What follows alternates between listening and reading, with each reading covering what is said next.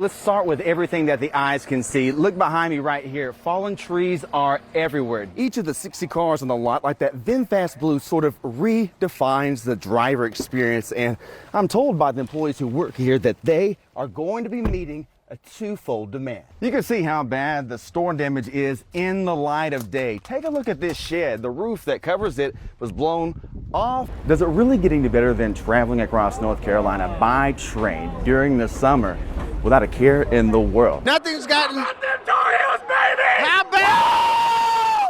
I love them Tar Heels! If you can see, speaking of fire, these guys are on fire for the Tar Heels. You can really feel the energy and the excitement, passion from all the Carolina Hurricanes fans here at FanFest. Mike and Brittany, if they are as fortunate as I am right now, they'll find Bo at the Shrunken Head. He's a golden retriever, 9-month-old, owned by Melissa and Matt Pate. And this guy has been a welcome sight of relief ever since the tragedy on Monday. I can also tell you this. The future of the parade is in jeopardy. After talking with the chair of the parade committee, Diane Enright, she tells me that there needs to be more funding for this parade to continue. This pediatric emergency department floor may seem calm now, but 7 out of 12 beds are taken, and both the doctor and nurse manager tell me that one of their biggest priorities is making sure that they have the people in place for when a potential flood of patients does come. The social district is going to be open from Thursday and Friday, 4 to 9 p.m., and on Saturday, noon to 9 p.m., and one of the spokespeople I talked to, thank you, Chris, tells me that they feel because they've seen success in other municipalities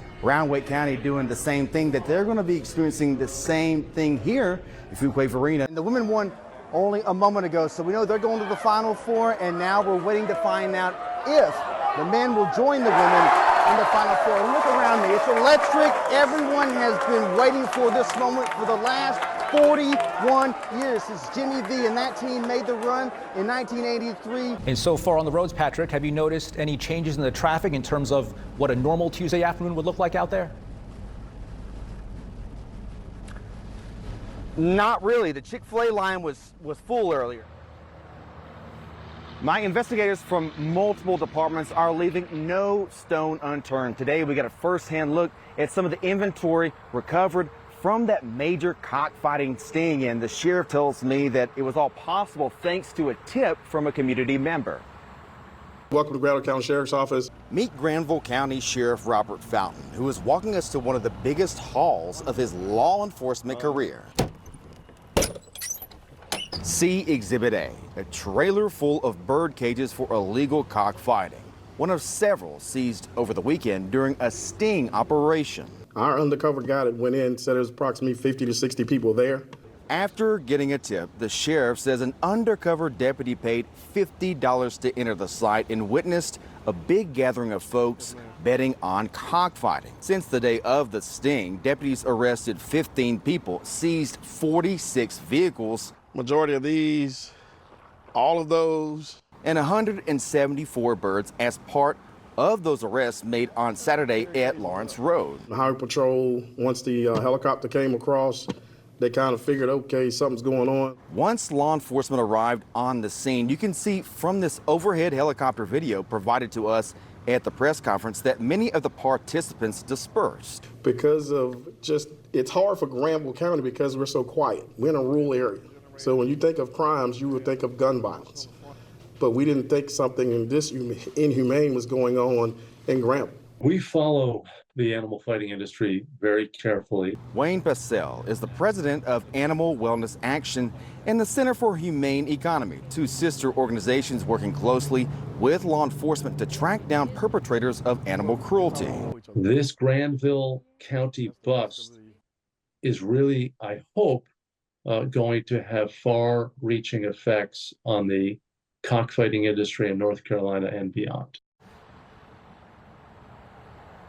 The investigation remains ongoing as local, state, federal, and non-governmental organizations partner together to search for 25 to 30 more individuals believed to have taken part in that cockfighting operation. We can confirm that the chickens seized from that major cockfighting sting were handed over to various animal control departments. Meanwhile, we can also say that multiple operants are from Mexico. At least one person was from Cuba.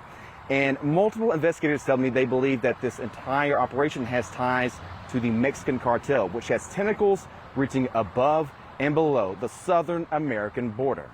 In Granville County, I'm Patrick Thomas for Spectrum News Watch. I wish y'all could have been here with me to experience it. Right as I was making my way into the pit area, I walked up on a band of students petting two golden retrievers. You could see the pure joy, the happiness, and the comfort in their faces. When I asked the owner, why today of all days would you bring these two beautiful dogs to campus, he told me it just seemed like the right thing to do.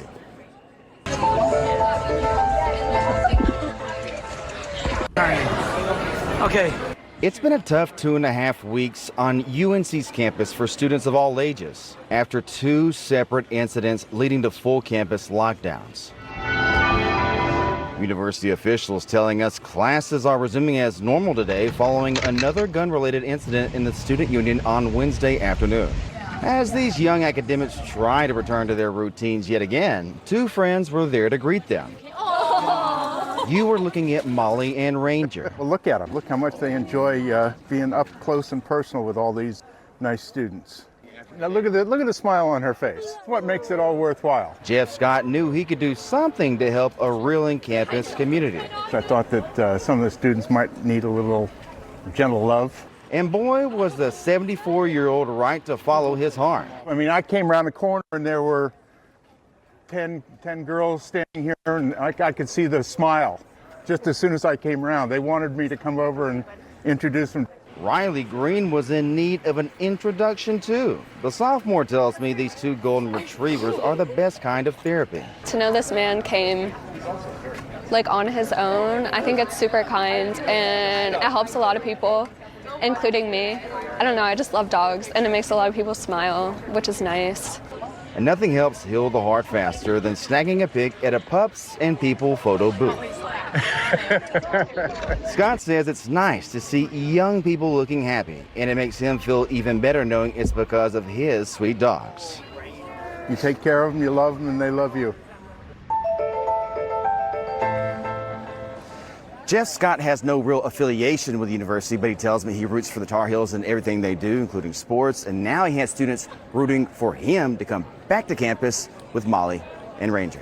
Live in Chapel Hill on the University of North Carolina campus, I'm Patrick Thomas for Spectrum News Watch.